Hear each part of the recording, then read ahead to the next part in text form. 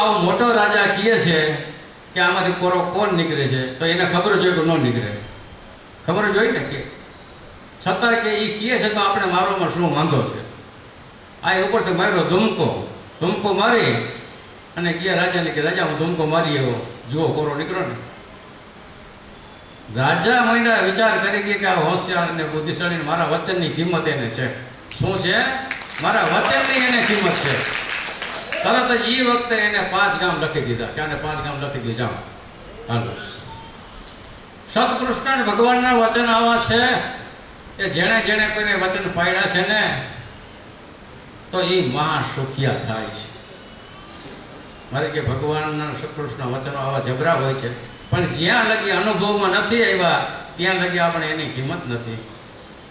આપણે ખાલી 22 રૂપિયાની નોટો ફેરવી હોય, 50 રૂપિયાની ન જોઈ હોય, એથી પછી 500ની 2000ની ન જોઈ હોય તો શું ખબર 2000ની કિંમત કેવડી છે, 500ની 2 રૂપિયાની નોટની કિંમત છે, ઓળખતા નથી. પણ શાસ્ત્રકારે કે કાયમ સત્સંગની યોગ હોય તો તમને બધો વિવેક આવે છે. શું આવે છે?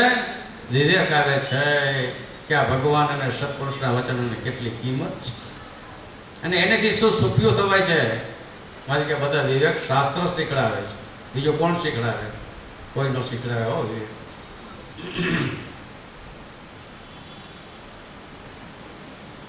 ભગવાન તો બળવાળા જ છે, તેને કોઈ ભગવાનને ઓળખ્યા નથી અને ભગવાનની મોટાઈ કીર્તિ વખાણીની જિંદગી પર દાજિયા જ કર્યો છે. માટે તેને પાપે કરીને તેની અંતે માલ મિલકતમાં તૃષ્ણા વધતી જાય છે. ભગવાન એના સત્પુરુષના વખાણ કે ગુણગાન કે કથા થતી હોય ને અને એમાં જો દાયજા કરતો હોય ને તો સમજી લેવું કે આ દાયજા કરે છે, એની તૃષ્ણા વધશે. તેમાં વધશે એની લોક સંપત્તિમાં. ભગવાન અમીના હણતા નથી. લોક સંપત્તિમાં તૃષ્ણા વધે એટલે વાસના વધે, વાસના વધે એટલે દેહના અંતે જે મોક્ષ થવાની સ્થિતિ હોય એ વાસનામાં જીવ રહી ગયો એટલે તમારે એ મોક્ષ થતો અહીંયા અટકી ગયો. મોક્ષ થતો અટકી ગયો. આ નક્કી વાતું છો, બધી શાસ્ત્રમાં છે ઉદાહરણ. એક ગામની અંદર 3 દીકરા એને મૂંગા અને બેરા. કેટલા? 3 દીકરા. જુનાગઢ મહારાજ હતા છાયા ત્યાંની વાત છે. એટલે સંબંધીઓ કહે આને આવું બધું દુઃખ, 3 દીકરા મૂંગા અને બેરા, તો એના મા બાપને કેટલું દુઃખ. આપણે આપણી પ્રજા મૂંગી બેરી થાય તો કેવડું દુઃખ થાય. પણ સંબંધીને ભગવાનનો થોડાનો નિશ્ચય તો ભગવાન પાસે કે હાલોને લઈ જાય અને મહારાજને પૂછી. એટલે મહારાજ પાસે તો ન લઈ ગયા પણ મહારાજને પૂછ્યું કે મહારાજ આને આવા શું કર્મ કર્યા છે કે જેણે કરીને આજે ફરી એક જ ઘરમાં બધાએ મૂંગાની બેરા એક જગ્યાએ ભેગા થયા. મહારાજે ચોખ્ખો સ્પષ્ટ ઉત્તર કર્યો કે આગલા પૂર્વ જન્મમાં એને જ્યાં સત્કાર્ય થતું હતું, જ્યાં ભગવાનના કથા કીર્તન થતી હતી, જ્યાં ભગવાનની પારાયણો થતી હતી, જ્યાં ધર્મ સંબંધી કોઈ કાર્ય થતું હતું, તેમાં જ્યાં જાય અહીંયા વિઘ્ન જ કરતા અને ઉત્તાપ જ બતાવતા આગલી જન્મમાં એના દોષે કરીને આજે ફેરા એને જન્મ મળ્યો છે. મહારાજ કે એને આગલે જન્મમાં આવા કર્મો કર્યા છે જેથી કરીને આ જન્મે આવા દુઃખ મળ્યો છે. તો કે એ તો ઠીક છે મા બાપ, પણ એના મા બાપને એનું કેવું દુઃખ, તો એને એ ભોગવવાનું શું કામ ને? સાંભળી લેજો આપણા મોટા ભક્તોને, લગભગ ને બધાને ખબર છે કે આ વાત સત્ય છે કે અસત્ય છે, જાણી લેજો. તો મહારાજે કીધું કે આગલા જન્મમાં પણ એ એના જ મા બાપ હતા અને આ વખતે એના જ મા બાપ છે. એટલે દુઃખ ભોગવ્યું. જો કે તે દિવસે ગામની રાવ આવતી હતી અને એના છોકરાને કોઈ દી એને વડીને કીધું નહીં કે બટા દીકરા આવો ધર્મ કાર્ય સંબંધી જે કાર્ય થાય છે એમાં કોઈ દી ક્યાંય વિક્ષેપ નાખતા નહીં અને ક્યાંય રોકાવટ કરતા નહીં. એના દોષ જબરા થઈ ગયો કે આવો પાછા વાયરા હોત ને તો કે એ દોષ એને ન લાગત, પણ કોઈ દી વાયરા નહીં ટપોયરા એ પાપે કરી આલી ફેરે આ જન્મમાં એને ભોગવવું પડે છે. આ સ્પષ્ટતા છે બધી, અટકળ કે અનુમાન નથી.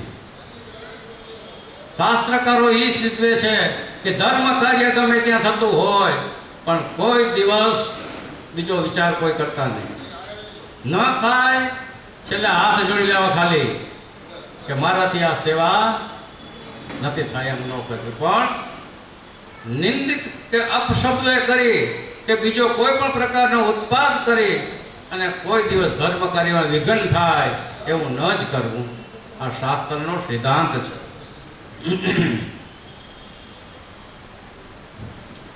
કૃષ્ણ વધતી જાય છે, સદગતિ કે અધોગતિમાં તે એમાં જ જાય છે.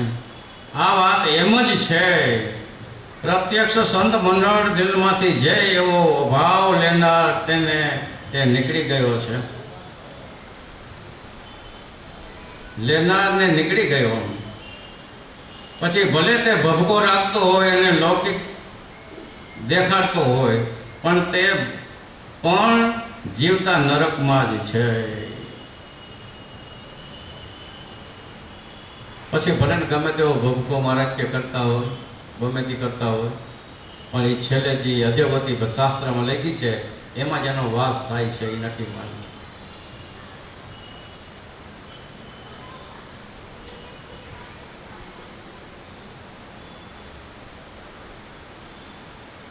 પણ ઓળખી રાખવા તેનો સંગથી કુબુદ્ધિ અને ઝેર જે આવ્યા, ઝેર જ આવ્યા અને અભાવ જ તથા અવગુણ લેવાની ટેવ પડી જાય. તેથી શરણે જવાનો અવળું ફળ મળે. ઉધારવાનું તો એક ઓર રહી જાય.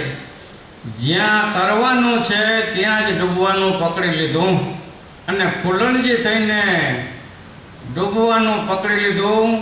મોટો જોઈને મોહી જવાનું અને ડોળા જોઈને દબાઈ જવાયું અને આસિંગ મેળવાનો લાયક થવાયું અને આટો ટોપમાં જોઈને ઘેરાઈ જવાયું અને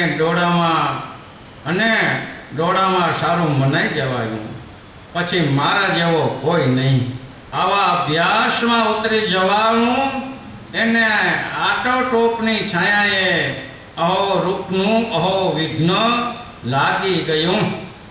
તેને ઉગારવાનો ઉપાય છે ક્યાંથી લાવો, તેને ઉધારવાનો ઉપાય ક્યાંથી લાવો?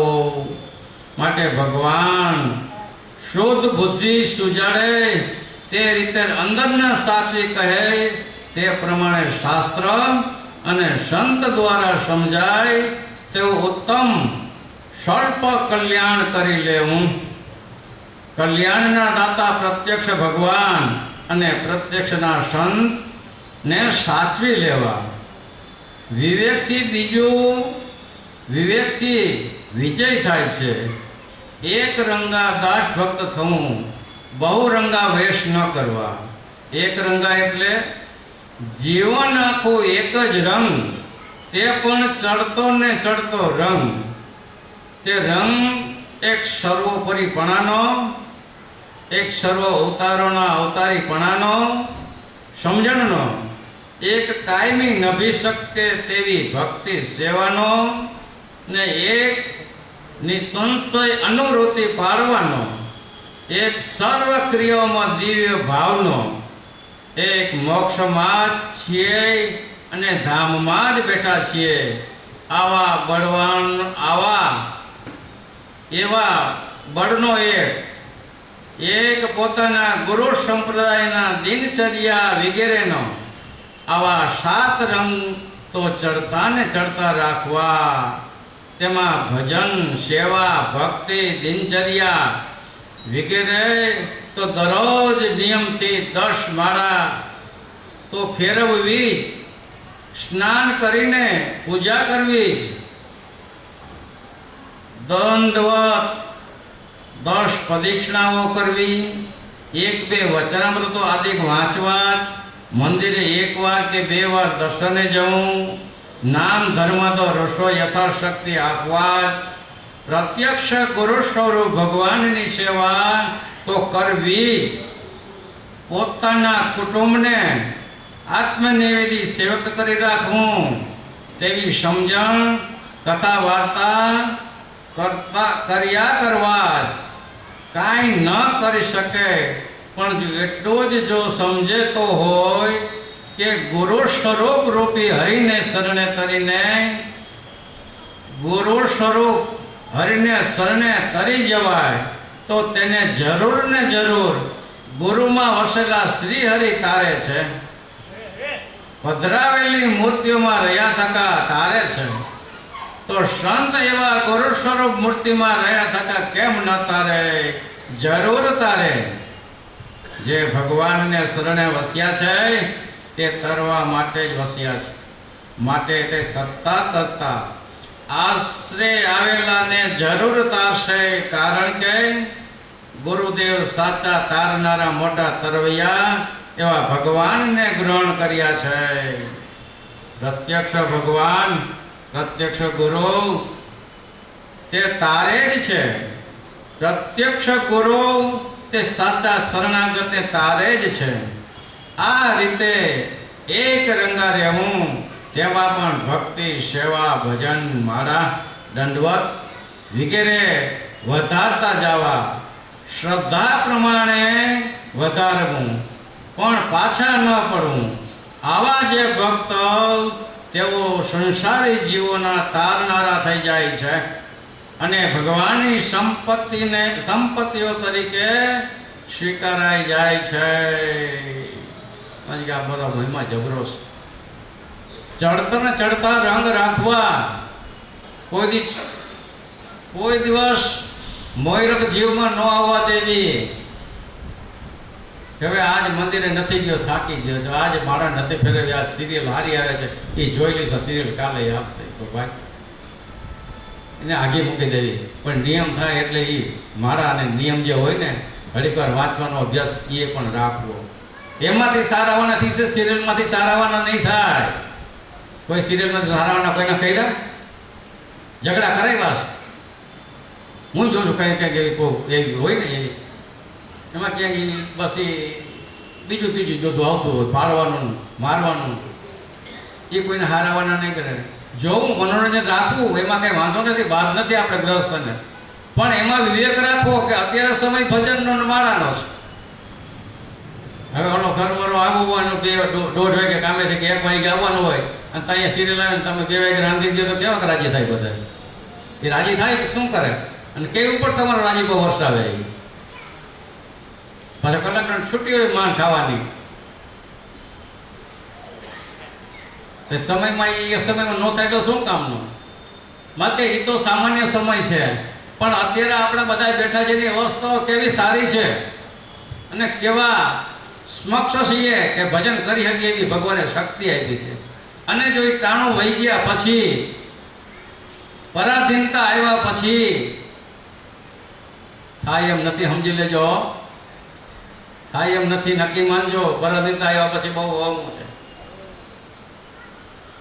પણ હાથમાં હોય તો કોણીએ ચાટવા ન જવું. શરીર સક્ષમ હોય તો ભજન ભક્તિ કરી લેવી. અત્યારે હાથમાં છે, સમજી લેજો. આપણે બધાને બધામાં હું આવી ગયો વાત કરતા નહીં, ભલે કે કહે છે એટલે એને કાંઈ નહીં, પણ દરેક આવે આમાં. કારણ કે ભગવાનની ભજવાનો દરેકનો અધિકાર પૂરેપૂરો છે. સૂર્ય દરેકને માટે સરખો ઉગે છે, દરેકને માટે. કોઈને ઓછો તો અન્યાય કરતા નથી. એમ ભક્તિ કરવાનો હક બધાને પૂરેપૂરો છે. તો આપણે બધા એ કરી લેવાનું છે, બીજું કંઈ તો કરવું જ પડશે. હે, અને મહારાજ પણ આજ આપણે આદેશ દેતા. કેવો આદેશ દેતા? કે શાસ્ત્રમાં લખ્યું છે એ ઘણું બધું જૂનું છે. શું છે? અને ઘણા વર્ષો વયા ગયા ને, ઘણા વર્ષો વયા ગયા. ત્યારે વિદેશમાં જ્યારે બધા ભક્તો વસતા હતા, વિદેશની અંદર, ત્યાં કંઈ આવો યોગ આવો મેળ કંઈ કરવો, આ બધી ગોઠવણી કંઈ થાય. પણ તે સમયે ભગવાને ભક્તોને પત્રમાં લખી જણાવ્યું અને ઉપદેશ વાક્યો એવા લખ્યા, કેવા લખ્યા કે 1, 2 કે 5 જ્યાં તમે ભેગા થાવ કે જ્યાં બેસો ત્યાં પ્રત્યક્ષના ગુણ ગાજો અને પ્રત્યક્ષના રાજીપો મેળવજો અને કથા વાર્તા કરજો, એના લીલા ચરિત્રો ગાજો અને એના સુખને આનંદમાં ગરકાવ રહેજો. આવું લખ્યું છે. અને એમાં પત્રમાં લખ્યું પછી ભગવાને શું લખ્યું? ભગવાન કે વર્ષમાં એકવાર આનો પાઠ કરજો, એવી આજ્ઞા કરી છે પત્રની અંદર. ત્યાં જ્યાં સમૂહ થાય, મોટો સમૂહ ભેગો થાય, ત્યાં કરે પત્ર તો જરૂર એક ફેરે વાંચવો જ. તમારી વર્ષમાં ભલે એક વખત આવી મોટી સભા થતી હોય પણ એમાં વાંચવો. તો એમાં જો આપણે ભગવાને શું આજ્ઞા લખી છે એ આપણે આ પત્રમાં શાસ્ત્રમાં છાપેલો છે. તો આપણે આજે પત્ર વાંચીશું